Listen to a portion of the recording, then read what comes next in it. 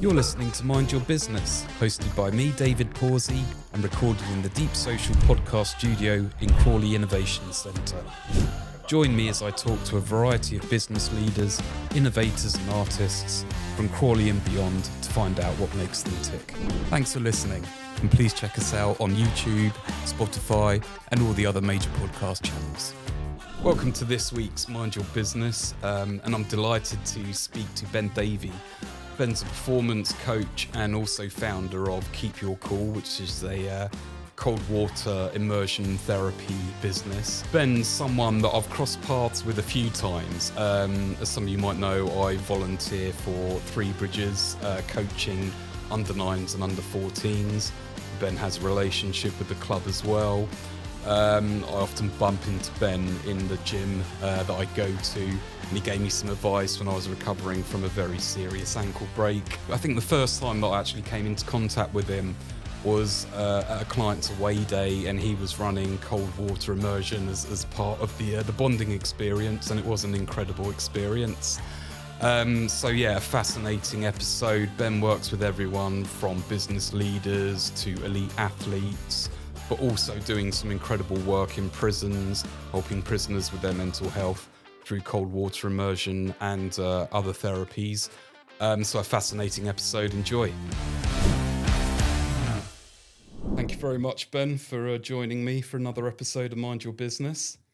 Just for a bit of background, we've kind of crossed paths in several different ways, which is quite interesting. I think the first time that we were properly introduced was when one of my clients had a company away day, and you did the ice baths. So I got involved in that, and then I bumped into you in the local gym, and I'd just broken my ankle, and you gave me some advice on recovering from that. And also I'm a coach at Three Bridges Football Club, and I know you do a lot of work with them. Yeah. So a lot to talk about. But, to start off with, you work with professional athletes, prisoners, business leaders. So what exactly is it you do?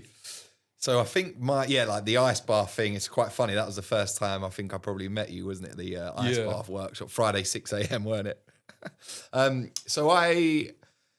My work has evolved over the years. I think I sort of started out 15 years ago as a personal trainer, and then continually improved myself with the development, the learning, the growth. So now I see myself as someone who helps athletes to free up their minds to go out and perform, because quite often in your high pressured situation, whether you're in prison, the mind is a bit of a jungle, and that can be something that proves very challenging when you're trying to perform in front of thousands of people. So I think I help them with mental side of performance. So whether it be mental skills, whether it be understanding how the breath can help you to shift states, so breath work.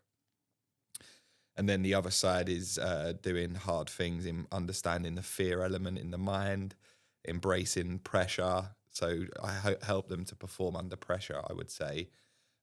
This is work I've done now for a few years. It's something I'm building, working with teams as well. So I think a lot of the time I might work with an athlete one-to-one off the back of a team-based workshop.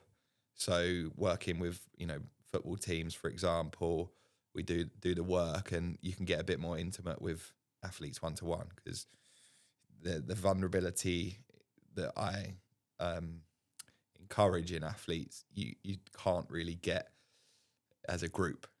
So it's so there's that side, and obviously the company wellness as well, like the team stuff really, and sometimes that evolves into one-to-one, as you mentioned, working with leaders to help them to stay on their edge, because that's important to have that edge to drive forwards, and it's the same as an athlete. And then in prisons, I teach prisoners how to meditate on a wing, an intense environment, teach them to come back into the body. And there's a 6-week course that I deliver in prisons, which includes mental skills coaching, breathwork, physical movement. So it's a real holistic approach to overall well-being, combating the mind-body linked as one, and breath as well, all together really, because you don't have the mind without the body. It's embodied in the body, you know. Whereas sometimes we might say mind, body, it's one. Like if your mind's struggling, your body will tell you, it keeps the score. So for me, the biggest purpose and goal I've realised is just to help people. That's what I've always tried to stay true to, and particularly now I'm really aligned with that as a mission. So, I mean, you sort of said that you started off more as a personal trainer.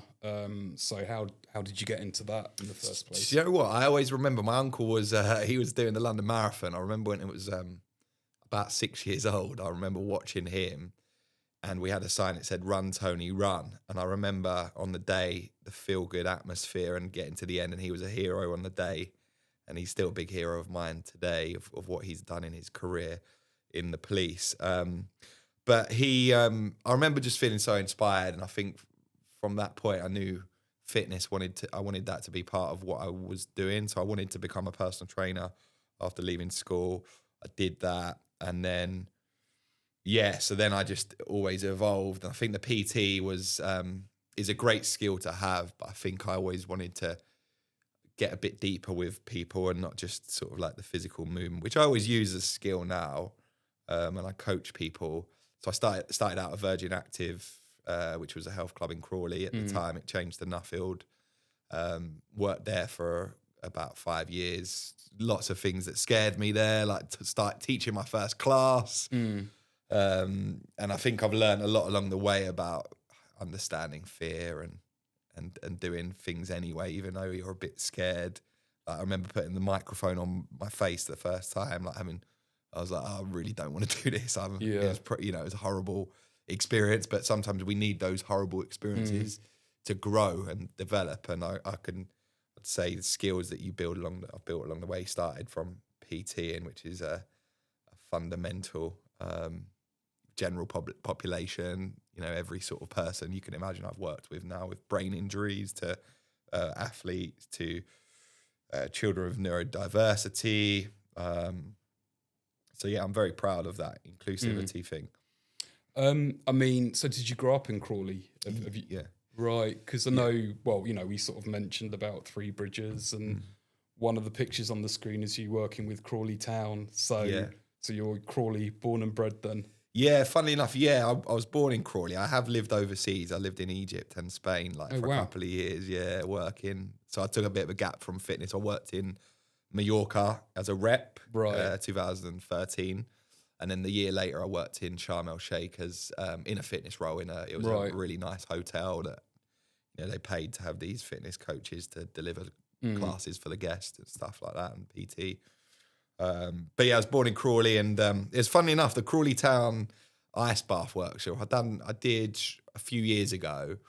So I probably coached about 2,000 people into an ice bath now. So it's but ironically, that was the first workshop I ever did was with a professional football team. Which, when I look back now, I'm like, that's quite ironic, because I've realised these professional clubs, it's not easy to get in.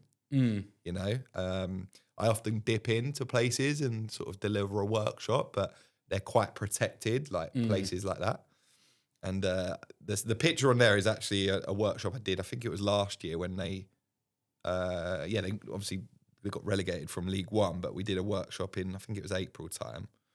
But the first one was when they were in League Two. So I actually saw them the morning after the 6th defeat. Right. So they were at the bottom of League Two, and as a professional football player who I was about to see, you're down. You don't want to be out of the football league or get relegated. There's only 2 teams that do. So 2 out of 24 is not great ratio. So, they lost their 6th game on the bounce against Sutton, 3-0 the night before. And then I saw them and I thought, it was a new experience for me. I'd done a lot of teams, but not really a professional, which is the same but different, right? So I thought all I want to do is give them a different feeling, help them maybe shift energy. I didn't know what the energy would be like, but obviously when you lose six in a row the night before, they have all the caffeine. They're coming in like this, they're on the floor, probably thinking, what's this guy going to do? Like, who is this guy? What's it all about? And they enjoyed it, and we got them we did the ice baths. It was at the gym, the local Nuffield Health. And we did a concept. So the concept that I thought I'd like to run with was to help people to do an ice bath. Didn't really think it would be to work with football players. That was the goal, like to help in that environment. So we do the breath work, we do a little bit of mindset work, and then we do the cold therapy. And then there was an opportunity to connect. So we had we have some music playing, and I encourage vulnerability. And it was great because it was really cold. It was like almost snowing, and it sometimes when you're in a predicament where you're really challenging, if nothing changes, it like you need to shift something, right? Yeah. And I encouraged that vulnerability. And there was music. It was snowing. It was outside the front, and they're all sort of dancing, jumping around, and it's like that was really cool for me to see. And it coincided with a run of good form. So I think they won. They didn't lose any more in the next 6. Yeah. So they went on a 6-game unbeaten, which was lucky for me, but you make your own luck, right? So they come back and they were like, yeah, we want to do another one next week. We created a bit of an environment in the studio downstairs where they all sort of hung out in for a bit of time. So there was that element as well.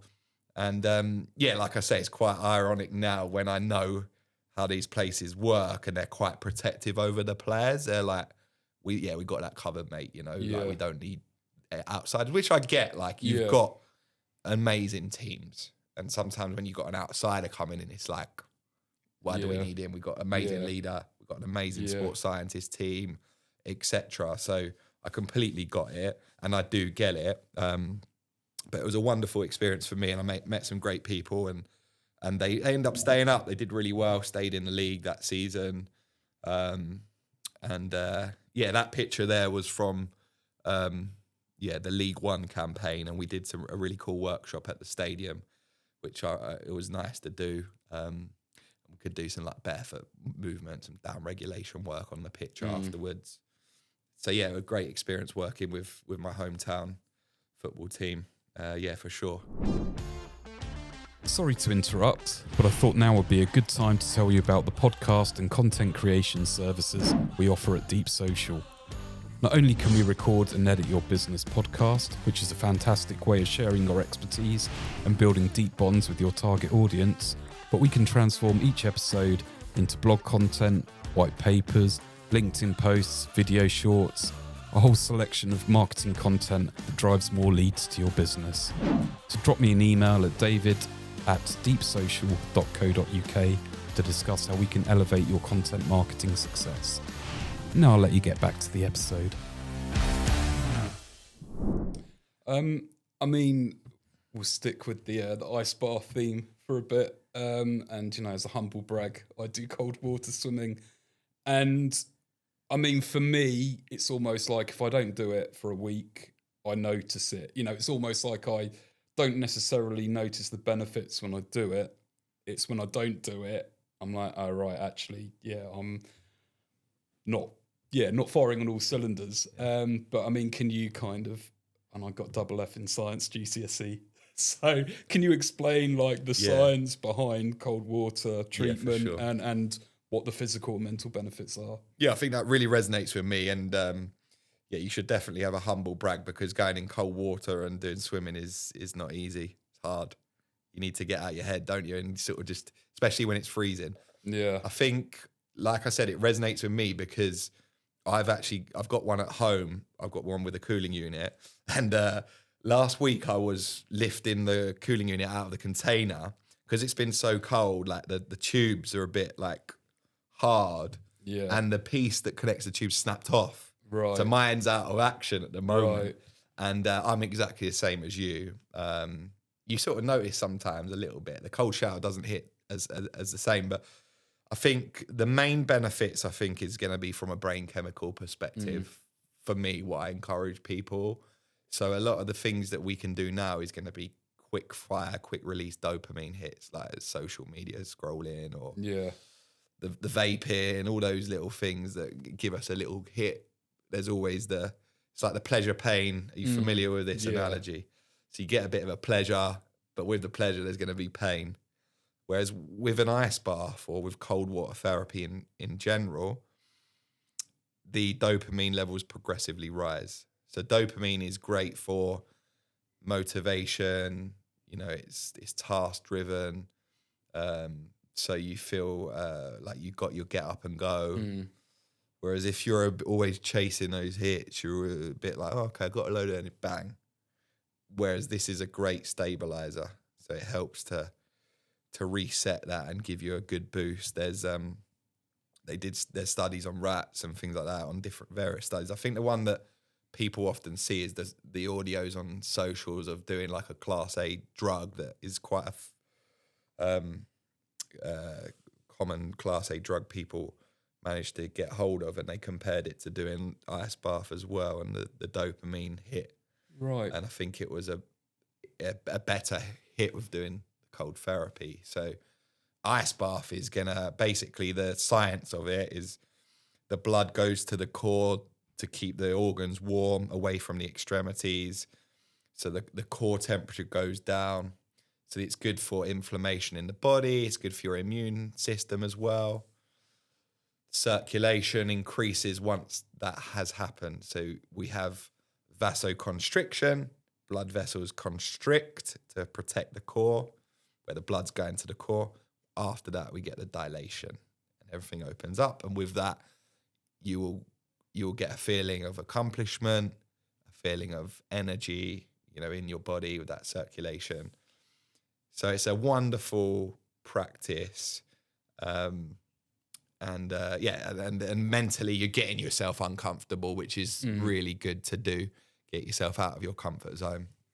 I mean, that sort of, when you sort of talked about vaping and the social media sort of dopamine hit, I mean, we, you know, like now more than ever, we are in this environment where we want things instantly and we don't want to put any effort in. And you know, and that sort of, I guess, became a real, well, I guess that's sort of something that comes with age and maturity.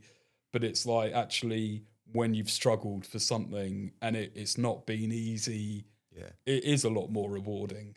And, you know, and it's, you know, I sort of find it interesting that people don't want to take the harder route sometimes. And it's like, well, actually, that gives the best rewards. But what you were saying about, you know, trying to sort of get into Crawley, I mean, I have to confess I'm a Crawley immigrant. I actually grew up in Colchester, so I'm a Colchester United fan. Okay. But I know one of our players who's like 38, you know, he's at the end of his career. And there was like a local newspaper article about him saying he does ice baths and he's sort of managed to get a few other teammates to do it. But I sort of read it and I'm like, oh, what? They don't do it as standard. And I mean, why don't more professional footballers? And, you know, and I think, you know, we talk about Three Bridges, which are, you know, non-league. But it seems that every element of the game is getting a lot more professionalised, regardless of level. So, why aren't more sort of teams and players doing it? I think it's a great question, and actually something I've been thinking about lately. And it's interesting, the Colchester. I've got a player that I just started working with, actually, from Colchester. I won't mention his name, but tell me later. Yeah. But the ice bath thing is really interesting because, again, I had a conversation with a professional club last week. I'm going to be doing a CPD session for the football coaches. And I think there's something really in what you just said. And I think sometimes in football, they're often prescribed things, right? So they'll say, okay, do the sauna, do the ice. You need to do that. But some of the lads will really buy into it and have a great relationship with the cold, but others maybe don't have a good relationship with the cold. Maybe it's something that's been inherited. Maybe it's a cultural thing. And therefore, they might not like doing ice baths. And like, you can be an amazing coach, but if you're not understanding that element of the psyche, why they don't want to do it, you're not really going to get the best out of them in forcing them to do it. Yeah. So, yes, there's elements of resilience and it's great for that, but it's not, I don't think it's as simple as going, bang, do it. Because sometimes they don't, if they're not enjoying the process, then it's not going to be good for their recovery. Like, for me, how I see it anyway, because the body will sort of freeze off to it. It's not going to be in an optimal state to relax in there. And I think sometimes perhaps clubs could improve on this. Sometimes I go into clubs and they ask me to do ice baths. I say, okay, how many lads do it? We normally get about 2. How many do you want me to do? All the squad. So how do you think I'm going to convert all the squad? Not sure. Why haven't the other 18 lads done it? We don't know. So generally, like, peer-to-peer is great, but if that's not working, there might be something else. And often I do get a lot of lads in because I understand the fear in them. I say, look, you know, what I'm going to do is I want you to be vulnerable. I want you to understand fear.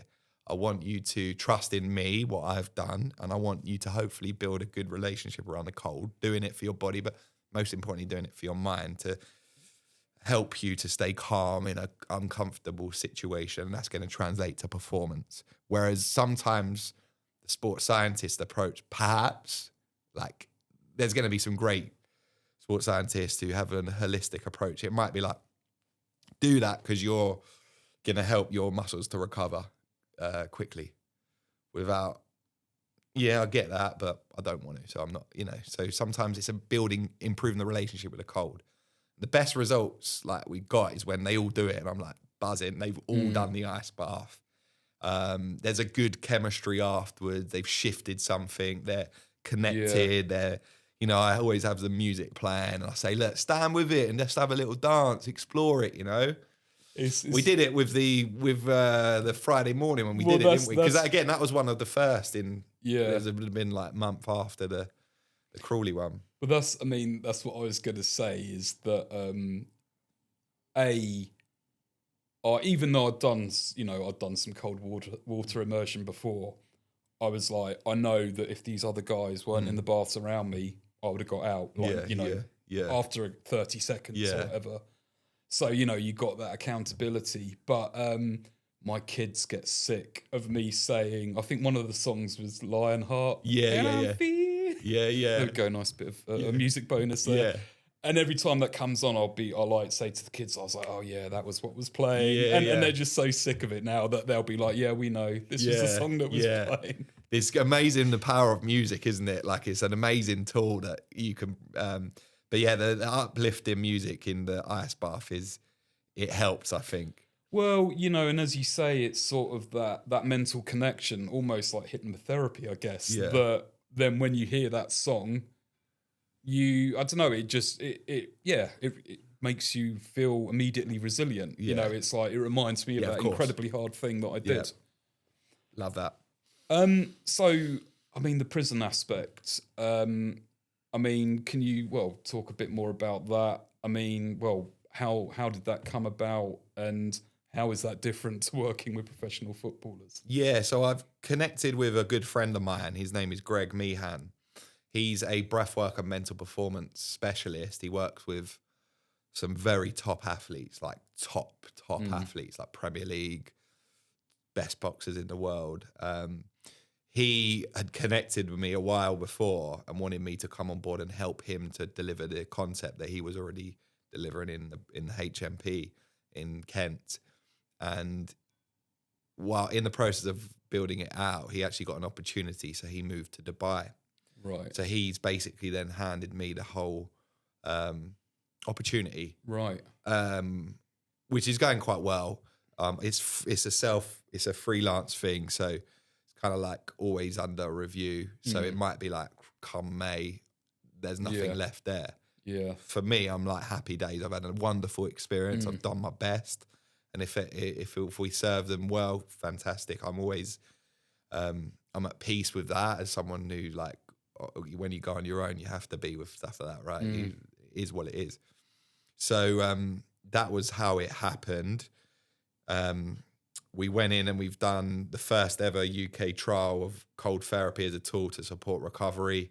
So it started out with breath work, but quite quickly they were interested in the ice bath work. I obviously shared passionately how I believe it can help the guys. The governors, showed courage to sign it off and trust in it because it's new, different. And we did it in a category B high security prison, 6-week trial. Got some wonderful moments in there with regards to connection, the feeling the men got, the resilience, the camaraderie, the peer-to-peer support. So week on week, they were supporting each other when they were struggling. They were coaching. So at one point, there was one lad he stepped in and he was like, I can't do it this week. His head had gone. And I left him and I spoke to one of the others and I said, look, go and chat to him, see if you can coach him. And there's a skill to do it. You can't just go, come on, get in. Sometimes you need to like speak to them a bit differently. And he did it that week.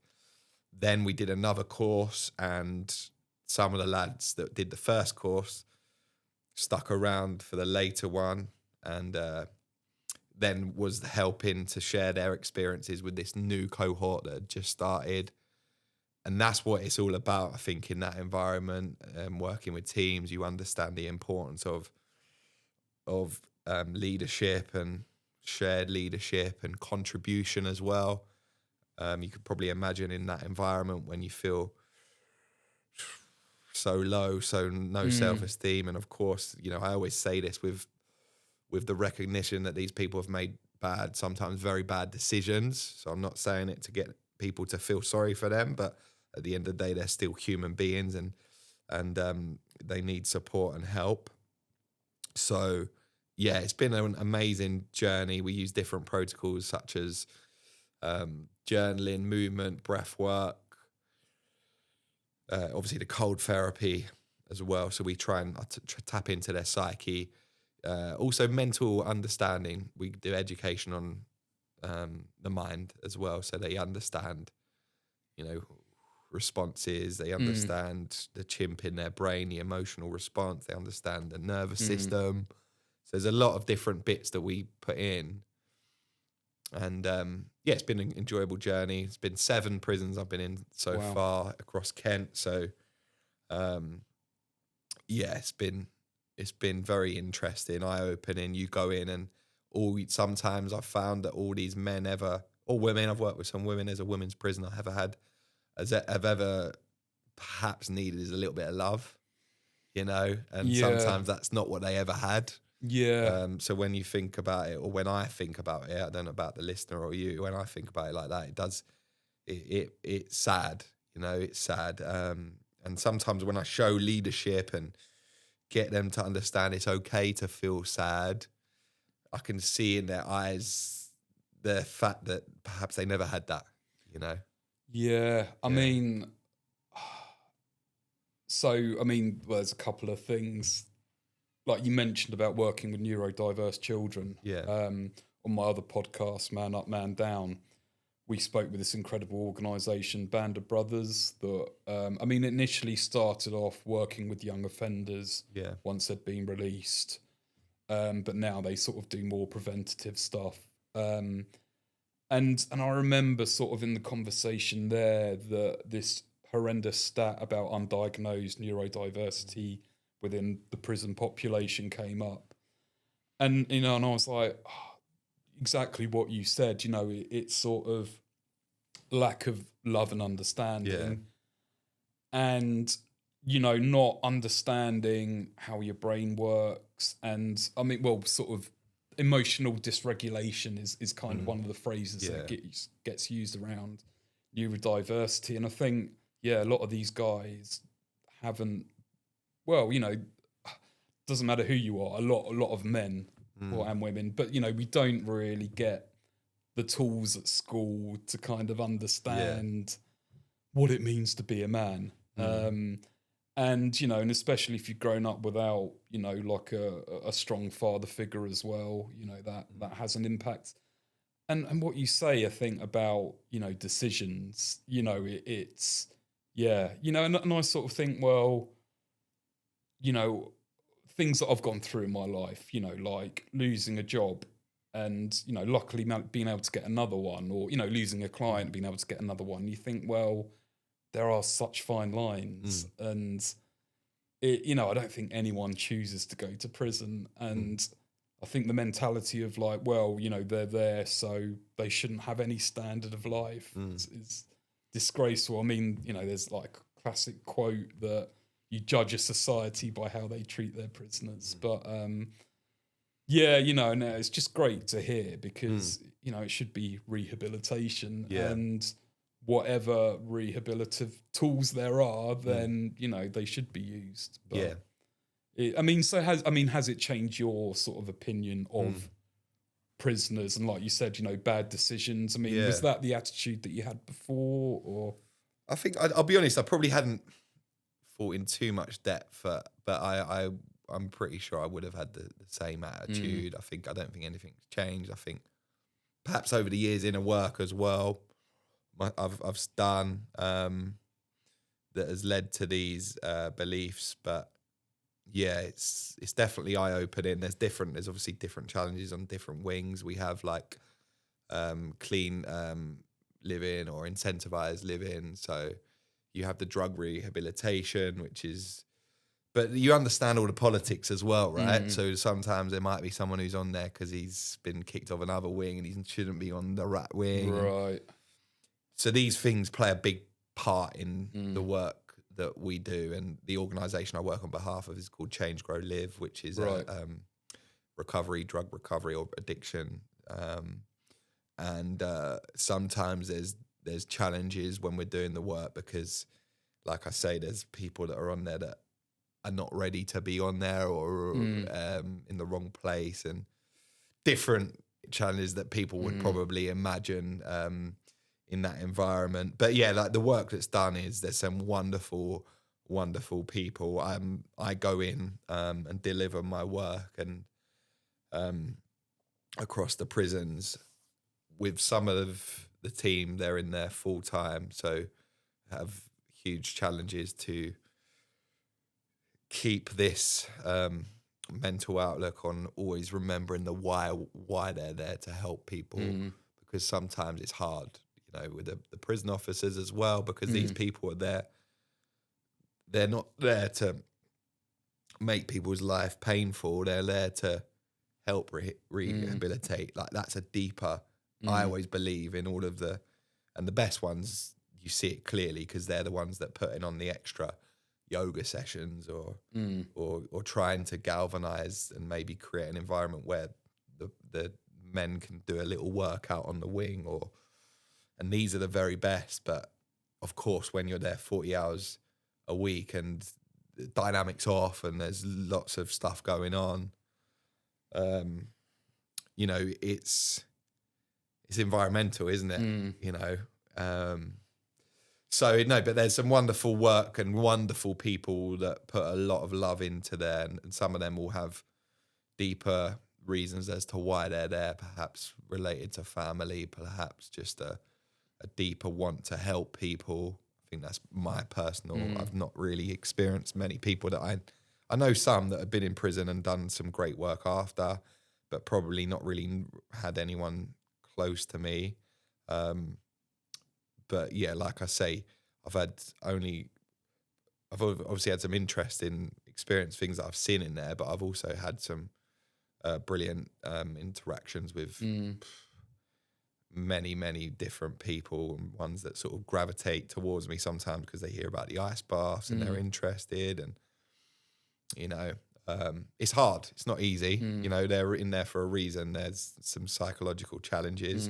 Whereas when you work with athletes, they're driven, they're like hungry, they want to learn, they want to be the best. And if they're not, they want to have some help to help free them up. Or sometimes, obviously, in a prison environment, maybe there's none of any of that. They're just sort of like, they're a bit down. So it might even be in part of the session like, okay, chat to one of them. I've noticed last week you weren't like looking at me. You was a bit down. This week, my goal to you is to try and spend a bit more time having eye contact with me or others around you. And little things like that. Okay, you won. You made a win there. Acknowledge that. Write that down. It's very complex, mental health, and it's not as simple as just go and let you do the workout every week. When I go next week, I've done nothing. Yeah. What are you going to do now? You know, so you have to try and get a bit into their psyche and make little wins. And some of the men in there have done a lot of inner work, and you speak to them and they're like, and so I ask about the centre. I'm like, how long you got left, you know? Whereas I think when I first went in, I was probably a bit sheepish with that question just because I was like, what am I going to do if he says like 15 years? Yeah. It's a bit like, phase. But I've spoke to some of them who are in a fantastic space because they've done a lot of inner work. And then I ask them, how long you got left? I've got 12 years left, you know? And then you sort of realise that, and they're finding joy in every day. Yeah. Their outlook is positive. And you go away and you're like, if that can be that, you realise that our challenge is in, as always, as I said earlier, with a pinch of understanding, he's made a bad decision. But if he can have a good outlook when he's in there and seek joy in every day and help others, which this is what this particular chat was great at, then there's no reason why you can't go away and, you know, do the same yourself, you know? So, I mean, you sort of mentioned that you got that opportunity sort of as a result of a friend. I mean, how do you sort of generate business usually? Yeah. Do you have a specific strategy? Is it word of mouth? I think my biggest thing that I always try to do, and don't get me wrong, I've been through phases where this is easier said than done, is put everything into every interaction I ever have. So whether it's with in the petrol station with matey, who I admire the way that he connects with everybody. You know, the Asda one. There's a guy in there in particular. All over, there's going to be wonderful people like this. But this guy, he's like, he serves. I reference him when I go in prison. I'm like, when you go out, like, what are you going to contribute to the community? And sometimes they're a bit like, I don't know. Yeah. I'm like, there's this guy I know, he's in a job that some people would look at and be like, he works behind a petrol station. Like, what's he doing with his life? But he gets a deep sense of joy, the way he connects with each person.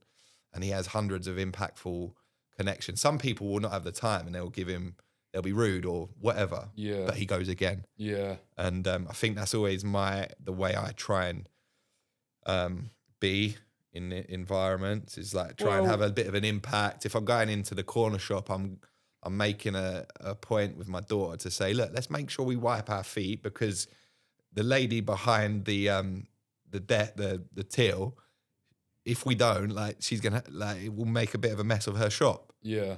And sometimes when you say that, you make a bit of a connection, and then you know, because sometimes life, people don't have the time. It's an environmental challenge because we're so like disconnected. We don't find those little moments with people. And I think I always like to connect with people and understand a bit more about them. I mean, it's interesting you say that, because I mean, like, well before COVID, I was working, you know, I'd work from home, and I realised that, well, if I went into the supermarket, I'd find that I'd queue up for a cashier, because that would literally be my only interaction other than with my wife and children, which, you know, that is obviously a valuable connection and conversation. Yeah, but it's different, isn't it? It's different. But, and, you know, we've sort of talked about Nuffield Health, and I've been a member of Nuffield Health pretty much since I moved here. And, like, there's one guy who's a lifeguard there. And I realised, I don't know, I got asked to fill in a survey, and I basically said, you know, this guy regularly makes my day, because we'll have a chat about what we've been watching on Netflix, and you know, and I'm like, those little interactions really, you know, and so I'm like, I don't know if he knows that, but I just wanted to, you know. Do you know what his name is, or? Oh yeah. What is his name? Still there now? Yeah. I don't know if I want to say it. Yeah, no, that's all right. Yeah. No, I was going to say, I'll just, no, it's nice to hear that. That's really nice. I mean, we're sort of coming to the end of our time. I mean, what sort of your plans for 2026, or, you know, what are your aims for I think business? the work I'm starting to get a bit more of now is working with like football players or boxers or athletes or high performers, whatever field they're in. So just work to serve them really, really well, so get some good results, and then continually help others and continually work on my own personal development. But obviously, but fundamentally, family, well, of course, but from a work perspective, of what I just mentioned, I think really just keep learning, keep growing, keep evolving. The brain is very plastic, but it becomes less malleable when we start to stop using it. Whether it be from a learning perspective, from a movement perspective, sometimes our movement literacy, where in what we can do or what we believe we can do, shrinks with age. So challenge that myself, but continually challenge that with others as well. Cool. So if people want to find out a bit more about you, Ben, and what you do, or want to get you into their prison or their Premier League football team, how do they find you? So you can. I think my Instagram is Ben Davie Perform, and I also use LinkedIn as well. If they want to take my email address, you can put it in. I'll put all that in the show notes. But thanks again for your time. It's been a great conversation. No problems. Really enjoyed it. Thanks, Dave.